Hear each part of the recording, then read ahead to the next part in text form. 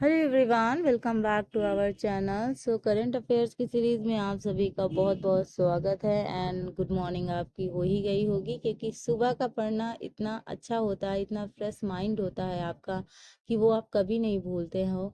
And अगर बात करें, जो भी आर की डेट अब तक नहीं आई है, तो उम्मीद है कि मार्च अप्रैल के आसपास आ सकती है, क्योंकि जैसे ही ये महाकुंभ शिवरात्रि के बाद 3 तारीख को शिवरात्रि है, एंड शिवरात्रि के बाद ये खत्म होगा, उसके बाद बोर्ड एग्जाम्स आ जाएंगे, तब तो डेट आने का कोई चांस नहीं।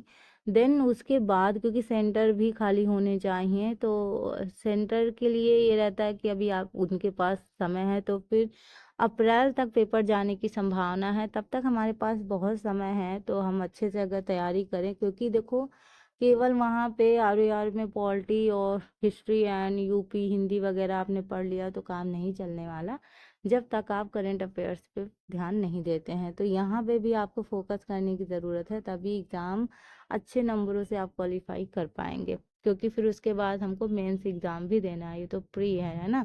तो अगर आप करंट में डेली डेली अपडेट रहेंगे तो फिर आपके लिए बेटर रहेगा। तो बात करते हैं, रूस ने 2025 तक भारतीयों के लिए वीजा मुक्त यात्रा की पेशकश की है। तो जो एक्चुअली जो जून 2024 में द्विपक्षीय वार्तालाप हुई थी, उसी का ये रिजल्ट है कि यहाँ पे हम बात कर रहे हैं वीजा मुक्त यात्रा की।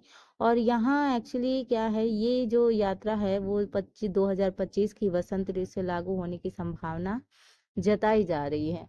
तो इसका उद्देश्य क्या था कि वीजा प्रतिबंधों को आसान बनाना है, और जो समूह पर्यटन आदान प्रदान को बढ़ावा देने की बात ये करता है। ठीक है।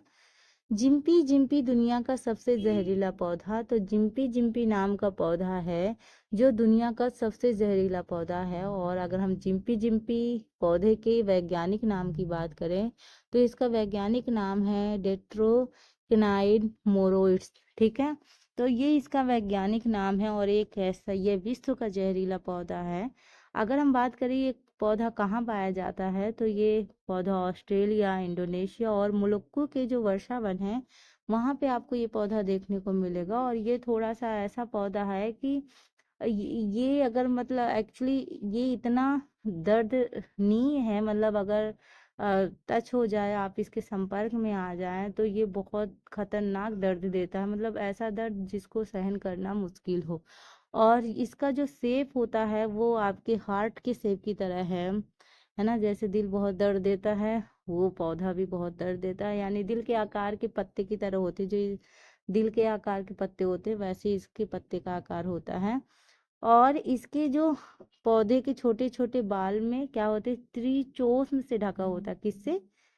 त्रिचोम्स से ढका होता है। और इसमें अगर हम बात करें, इसमें शक्तिशाली न्यूरोटॉक्सिन्स होते हैं। ठीक है। और अगर बात करें तो गर्म एसिड से जलने और एक ही समय में इलेक्ट्रोक्यूट होने जैसा बताया गया है। इसका अगर आप इफेक्ट देखेंगे तो हफ्ते या महीनों तक रह सकते हैं। नेक्स्ट बात करेंगे, उपराष्ट्रपति जगदीप धनखड़ ने ग्वालियर में जीएसआई भूविज्ञान संग्रहालय का उद्घाटन किया है। तो श्री जगदीप धनखड़ और कई और भी गणमान्य ने इस केंद्र का उद्घाटन किया है, जो विक्टोरिया मार्केट बिल्डिंग में स्थित म्यूजियम ज्ञान केंद्र का मतलब ज्ञान का एक केंद्र है।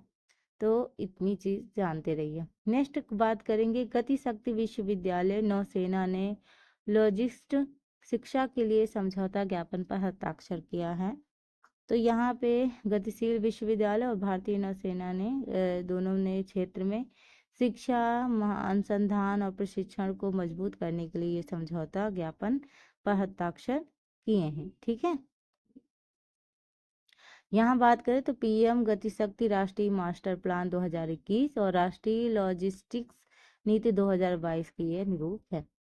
नेक्स्ट बात करें, अगर इसरो ने C-20 क्रायोजेनिक इंजन का सफल परीक्षण किया है, तो ये इसरो ने 12 दिसंबर 2024 को तमिलनाडु के महेंद्रगिरी में स्थित प्रोपल्सन कॉम्प्लेक्स में अपने C-20 क्रायोजेनिक इंजन का समुद्र स्तरीय हॉट परीक्षण सफलतापूर्वक कर लिया है। और यह परीक्षण जो 29 नवंबर 2024 को आयोजित किया गया था। ठीक है।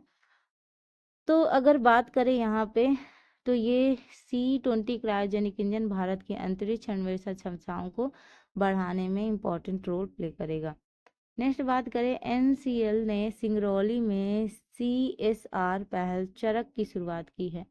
तो नॉर्दर्न कोल्ड फील्ड लिमिटेड कोयला मंत्रालय के मार्गदर्शन में चरक परियोजना की शुरुआत हुई है। इसमें इसका जो पर्पस क्या है, इसका पर्पस ये है कि आर्थिक रूप से जो कमजोर वर्ग को गंभीर बीमारियों के लिए मुफ्त इलाज प्रदान करना है। और यह जो परियोजना है ये सिंगरौली और सोनभद्र जिलों के उन लोगों के लिए है जिनकी वार्षिक पारिवारिक आय 8 लाख रुपए से कम है। जिनकी पारिवारिक वार्षिक मतलब साल में 8 लाख रुपए से भी कम उनकी इनकम है, उन उन का मतलब नगरवारियों मतलब उन परिवारों के लिए ये योजना है। ठीक है, तो यहाँ पे बात करें कौन कौन सी बीमारियां हो के लिए ये मतलब आपका मुफ्त इलाज प्रदान करेगा, मुफ्त उपचार करेगा।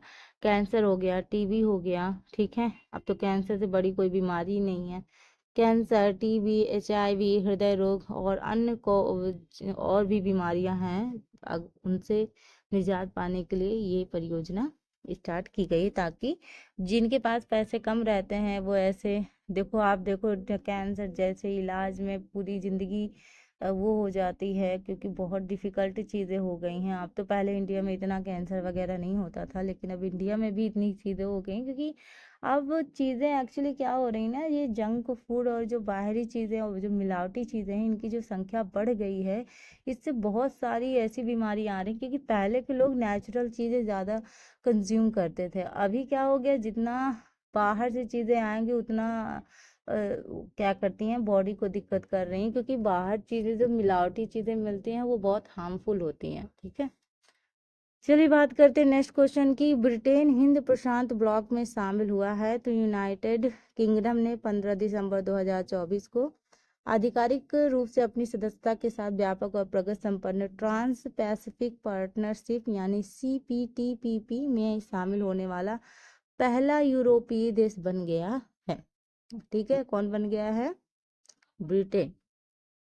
ठीक है, और अगर हम बात करें तो यहाँ पे यह महत्वपूर्ण कदम यूके की पोस्ट ब्रेक्सिट रणनीति का हिस्सा है, जिसका उद्देश्य देश की अर्थव्यवस्था को क्या करना है, बढ़ावा देना है। अगर बात करें यहाँ पे तो CPTPP सदस्य देशों द्वारा अनुमोदित संधि के रेटिफिकेशन के बाद यूके की सदस्यता औपचारिक रूप से स्वीकृत हुई और कई अन्य देशों ने भी इसके शामिल होने की उम्मीद लगाई है। असम में हाथियों की संख्या बढ़कर 5,828 हुई है। तो एक्चुअली इसकी घोषणा किया है असम के जो मुख्यमंत्री हैं हेमंत बिस्वा ने इसकी घोषणा की है।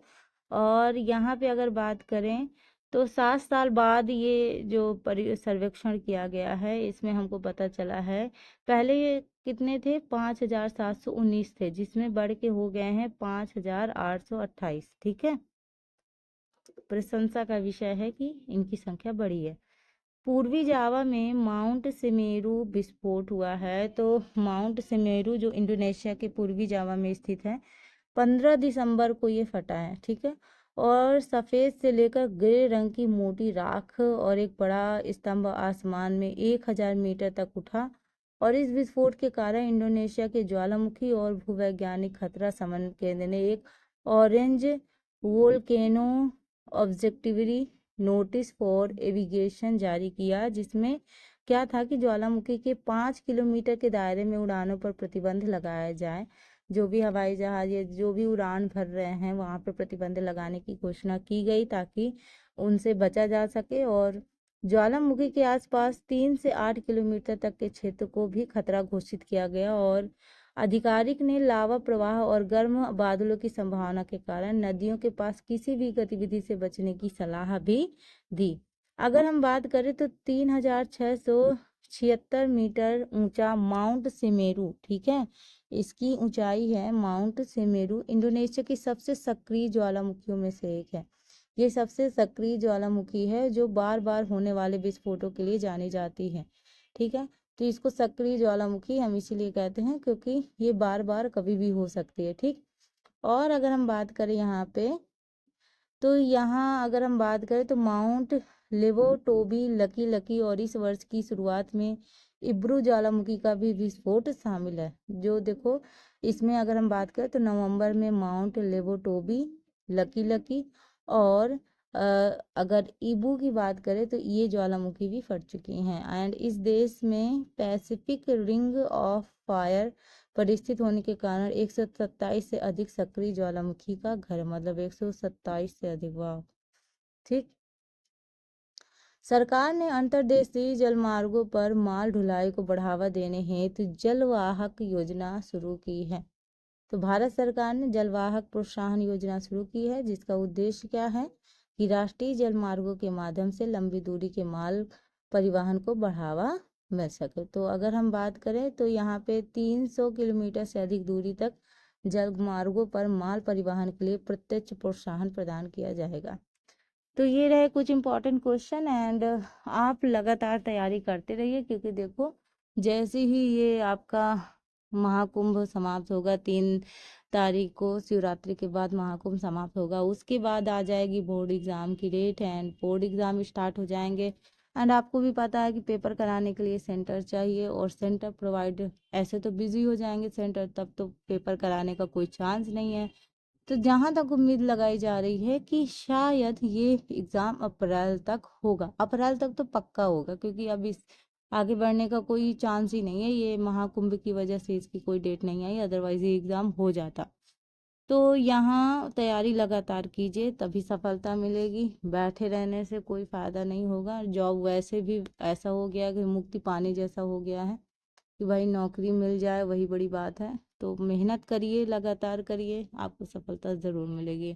And thank you for watching.